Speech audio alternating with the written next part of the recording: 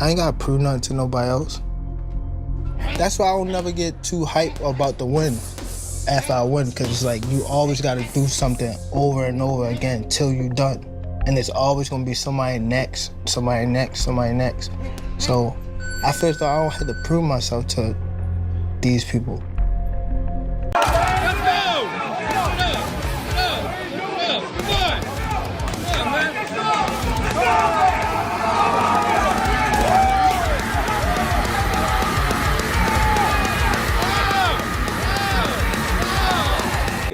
You know what I'm saying? So we are striving to be the best that we can be to be on that level again, you know? So, you know, you saying you want to do what you want to do, that's good, because that's what you want to do. That's the God in you that's trying that's good. to seek it, and, you know? And you giving back and giving thanks. Gervonta Davis is sharpening every weapon in his arsenal for his fight with Jake Paul, proving that his knockout power comes from relentless training, not just natural ability. His camp focuses on strength, timing, and durability to stay dangerous in every moment of the fight. On the other side, Jake Paul is treating this matchup like the toughest test of his career. He has brought in elite sparring partners such as Shakur Stevenson, Raymond Ford, and Montana Love to help him improve his speed, reactions, and confidence before facing Tank.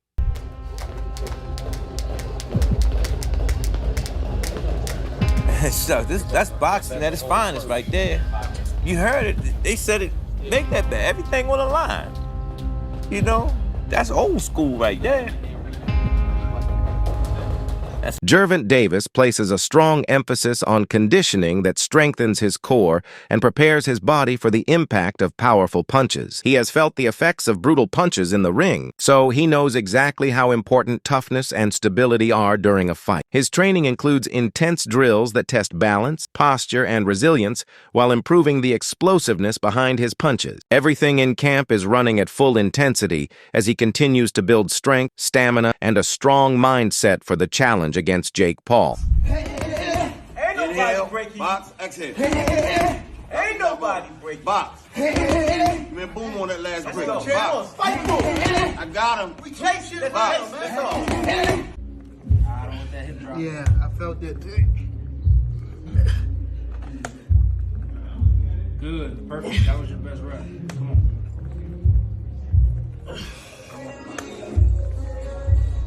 Jake Paul is also deep in training camp, and he is treating this fight like the biggest challenge of his career. To prepare for Gervonta Davis, he is bringing in high-level talent to help push him beyond his limits. Shakur Stevenson is joining him for sparring sessions, providing Paul with valuable experience against one of the most technically skilled fighters in the sport. He is also working with Raymond Ford and Montana Love to improve his speed, timing, and defensive reactions. Paul knows Tank is faster, smarter, and far more dangerous than anyone he has faced before. So, every day in camp is focused on sharpening his boxing skills and building confidence for fight night.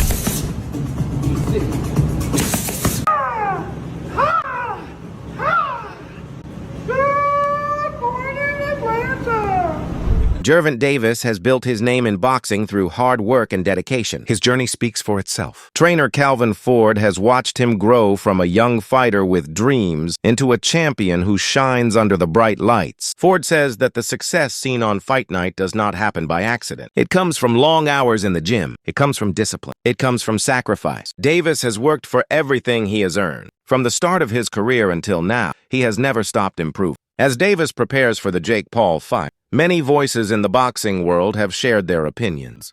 Tank story, man. It's just so much stuff. And me and Kenny was sitting there talking about it, and the majority of it is when he was little. We talk about all the stuff when he was little, and he started laughing like, dang. When I get by myself, I always try to think about back in the day stuff. Yeah. But we can tell. I just noticed that just now, me talking about it, but when I get by myself, I be trying to. No, we can tell. Yeah, When I listen to your interview, I like listening to your interviews that you do, and I can tell when you reflect back on certain things. Yeah. You can see it. You can see it. That's when I think you at your peace, and you start reflecting back and you talking about. When he says something that we told him a long time ago, and I said, damn, we like, damn, he did remember that. Yeah, he remember that shit. Yeah. I see Brody been calling you a little bit. Yeah. I mean, you know, as far as on the what you call it, trying to fight you. Veteran trainer Abel Sanchez sees the matchup as a major opportunity for Davis. According to him, many fighters give boxing their entire life. They give their bodies, they give their youth, yet they still struggle financially. Sanchez says that this fight is different because it will reward Davis for everything he has given to the sport. The financial benefits are huge. Very few boxers get that kind of chance in their prime. Sanchez believes that Davis deserves a moment where boxing pays him back. A fight with Jake Paul might not be for a ranking or a title. Even so, it promises a reward that can secure a future. Sanchez thinks Davis should take advantage of that. As a fight fan, I don't like the fight. But as a coach, I think it's a good move for Tank Davis. I mean, I think I've seen too many kids go out of this sport with not a cent in their pocket. And I think that if Tank Davis takes advantage of a big payday like that, I think it's a ridiculous fight as far as a fight fan. But as a coach, I understand it. You have to take care of your own. Yeah, you know, well, actually, now that we're talking about it, you're not the biggest fan of it. Fight fans are bringing up like, hey, you know, why did he go this way when there's Lamont Roach? Like, look how close that fight was. There was a draw. We were expecting a rematch in that fight. Yeah, well, what's happening here? As much as we hate it, it hasn't become really a sport. It's become a financial sport. So he took it because it's 5-6 times more than he's going to make with Lamont Roach. That makes sense. I mean, anybody, ask anybody if they have a choice, they're going to take the money. Of course. He's got to take care of his people. He's got to take care of himself. He's got to take care of his future. That's the smartest thing to do. As a fight fan, I don't like it. But as a coach, I understand it. Yeah, no, and I think anybody in that position, like, we got to, like, put ourselves maybe sometimes in that same situation. And I think Absolutely. Anybody with, like, any, like, sense of, like, common sense would look at that and be like, wait, I'm making this much to fight against this guy that's only been fighting for 5 years compared to what could be maybe a really hard fight, and I'm going to make double, triple. Yeah, I'm going to go, let me do this little side quest real quick, and let me get this money real fast. And then, of course, you have to take care of your future, man. If it's offered to you, you'd be foolish not to take it, especially against a guy that is no threat to him. oh, well, I don't know. This 50 pounds, Abel. Yeah, but he's no threat to him. Tank Davis fights the way he fights. Understand that Tank Davis fights. He's probably one of my favorite fighters. I think I've said that many a times. He fights in a manner where he's fought all those big guys. Look at the way he throws his punches. Look at how he ducks down like if he's fighting a real big guy. Look at the way he fought when he knocked out Garcia. Look at where he puts his head and how he throws his punches. In the street, that's who he was fighting. He was fighting bigger guys than him. He was always a smaller guy. So he knows how to fight those big guys. He knows how to duck up underneath and throw those looping shots because that's who he fought in the street. At least that's my opinion anyway. He's always been the little guy, and I'm sure that in the streets he wasn't acquired. Chris Algieri also appreciates what Davis brings to the sport. He points out that boxing today is not only about skill, it is also about attention. It is about star power. It is about who can fill arenas and create excitement. And every time Davis steps into the ring, fans show up. The energy increases. People watch because they know anything can happen with Tank. He is one of the best finishers in the sport. He has knockout power that keeps crowds on their feet. Algieri says that Davis has become a symbol of boxing's new era. When he fights, it feels big. It feels like entertainment mixed with greatness. Algieri believes Davis understands how to stay relevant in a world where capturing attention matters as much as winning rounds. To be Jake Paul soon, and the face of boxing is basically. Yeah, the face of boxing now is based on if you sell and if people tune in and how many eyes are tuning in when you fight. Gervonta Davis had that. Jake Paul has that. Now they're fighting each other. Again, these are created products. These are still created products. Jake made his name going to Walgreens and making funny faces. You know what I mean? And it was just blowing up on YouTube and whatnot, right? I mean, that's how he started. The world we live in now, dude. It's unfortunate. Okay, it's not like Sugar Ray Leonard, who was the best fighter in the world and marketable. It's not like Oscar De La Hoya, who was a gold medalist, a great fighter and marketable. But what I'm saying is technology allows us to make, if I want to take this shoe off right here, and I say I want to make my Nike sneaker into the best product possible, and I got enough money to push it behind it. I put it all over your social media platform, and I put it all over your TV set and all over your phone and all over every. You know what, bro? There is also a discussion surrounding Jake Paul and whether the fights he has taken are fair or staged. Carl Froch and Paulie Malignaggi shared their view that the fights are not staged, but the circumstances often favor Jake. They believe that Jake enters fights with advantages that make the matchups easier for him. They expect something similar here. Jake is bigger. Jake is heavier. Jake will likely have rules in place to reduce Tank's strengths. And Malignaggi are realistic about the business side of boxing. They know promoters want a good story. They want a spectacle. That means the environment may be set up to give Jake the best chance. Still, they admit that Davis has the skills to change any plan. If the fight becomes a test of pure boxing ability, Tank is the superior fighter. They realized, an exhibition, you could stage it and they couldn't take bets on it. So this is an exhibition. There is no betting on it. So that means, I'm not saying people are going crazy with the opinions, who's going to win, who's going to lose. You don't know what size gloves they're going to wear. You don't even know if they're going to stage the whole thing, because this is something that as an exhibition, it's not illegal to stage it. So I think this could be all kinds of crazy, wacky stuff. This is a bit of a circus, in my opinion. Who would you think should win that fight? Would you think that Davis should be able to get in there, even though the size did 100 pounds? Do you think he should be able to do it?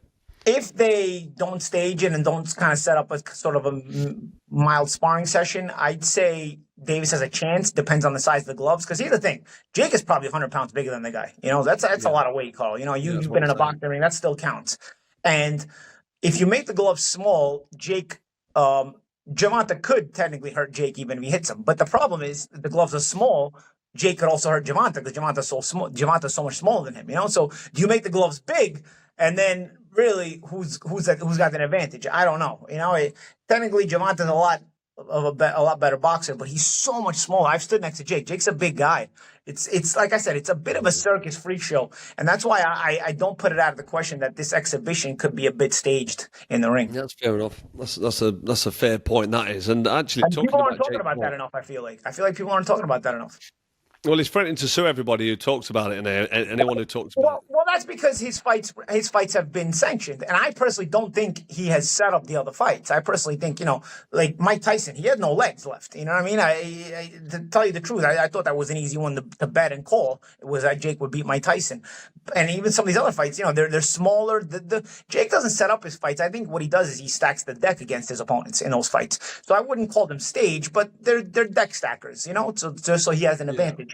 In this situation, though, weight is a major focus for fans and analysts. Some believe it is unfair to put a smaller boxer like Tank against a bigger opponent like Jake Paul. They say the weight gap is too large and could affect safety. Others argue that elite skill beats size. They trust that Davis has enough speed and accuracy to handle the difference. Boxing history includes many examples where the smaller fighter wins because of superior craft. Between these two guys. I mean, size will play some part of the fight, but if I'm thinking like I'm Tank, I'm probably just going to go out there and try to outbox him and use my knowledge and IQ against him. So I can see Tank just outboxing him and making it real easy. Is there any way any realistic or legitimate way in your mind you could see Jake Paul winning a fight against Tank? No. No way? Nope. Not a lot of people have talked about Jake and said he's got good power. Not even and I get anything could technically happen, but you don't even see a realistic shot where he could land one big punch, and Tank being so much smaller, he just can't handle the power. Nah, not at all. I think Tank is he's been boxing his whole life. He's been boxing since a kid, so I doubt that's gonna be an issue or problem. I think Jake is good for where he's at, but I think it's just levels. Do you see a more likely chance that Tank wins by decision or by knockout? By decision. I mean, that guy's too big. I don't think that he's just going to knock that guy out. So I see him outboxing him. Could you see a realistic possibility where Tank could knock him out? Although more likely that it is, like you just said, a decision. Nah, I don't see him knocking him out, no. Will you watch, Shakur? I mean, no. Obviously, no?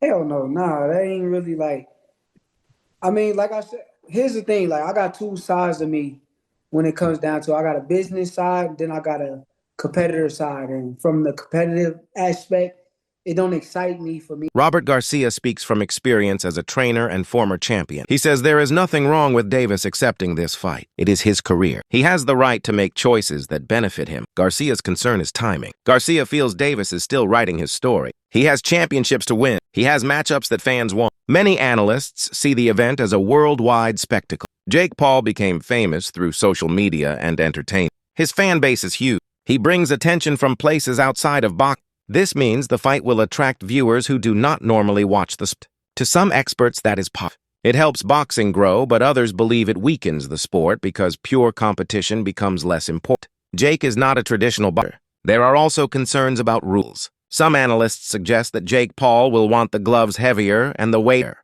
These conditions would protect him from Davis's knockout. They think such changes are the only way Jake can last more than a few rounds. If that happens, Davis may need to be patient. Or something like that. But I don't know. What's your just take on the whole thing? I'm not very interested. That doesn't excite me. I know it's going to do really good numbers. I know they're making a lot of money, which is good for them, good for Tank, because in boxing, that's what everybody looks for. I think is, the good thing is they announced it as an exhibition, which is, I'm okay with it. Everybody does it. Mayweather has done it. Ali did it.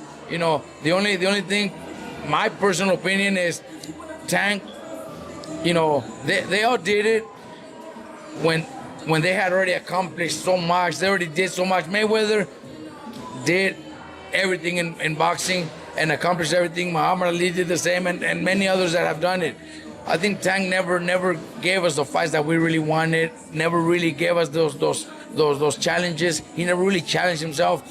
He didn't give Rhodes that rematch, which he should have. Mayweather did it when he had a hard time with Maidana and Castillo. Right away, he did the rematches to prove everybody wrong, and look at what he did. He beat him clearly. So Tank should have done the same. He didn't. That I could criticize, but then at the end also, if you're making 30 to 50 million, I don't even know what he's making to fight, to have an exhibition against just Jake Paul, I would have asked. I would do the same. No one would say no to that. Right? If I had one of my fighters get an offer to fight a big celebrity, a big YouTuber for $20-30 million, I would probably do the same. So I don't blame him. It's boxing. At the end of his career, 20 years from now, nobody's gonna care how many belts he won. Bernie Thaw boxer takes a direct approach. He gets annoyed when people say they are happy for Davis because he will make money. He has earned a lot already. Money should not be the main topic in boxing. Fans want great fights. They want competition. They want champions facing champions. Bernie argues that the sport loses meaning when financial gain becomes the only focus. The matchup between Gervonta Davis and Jake Paul represents a clash of the old world and the new world of boxing. On one side stands Davis. He is a product of the traditional boxing system. He has been trained since childhood. He fought his way through gyms and tournaments. He earned his position through struggle. On the other side stands Jake Paul. He built his fame out with Tank, and it's I kind of don't really care about the fight no more. Starting to lose a little steam. But I'm saying, if he stops Pitbull Cruz, right? Don't you think that people would want to see, Lamont and Tank more due to the fact that, Tank had a hard time with Pitbull? No. I think people just want to see Tank versus Lamont because Lamont, he had a hard time with Lamont. It's just like Devin Haney and Ryan Garcia. People just like controversy. People just like, you know what I'm saying? So people like to see finished business. They don't want to leave it unfinished. And that's what the intrigue is. They want to people want to see finished business. So, you know what I'm saying? I think that's the intrigue of the fight. And it doesn't make no sense why they taking so fucking a fight, Everybody keeps saying that Tank getting the money, but is we getting the fucking money? Is we bidding there for the fucking money? Is he going to give us some of the money? Are we waiting on him to feed us any bit? No. I want what I want. Fuck that. I'm selfish. I'm a fan. I want to see the fucking fight. I don't want to see no fucking circus. You know what I'm saying? So for everybody saying, oh, he get the bag, who gives a fuck? I hope he do get. He already rich as fuck. He already won 30 million in the last fight or something. He got more money than I'm ever gonna have. I don't give a fuck.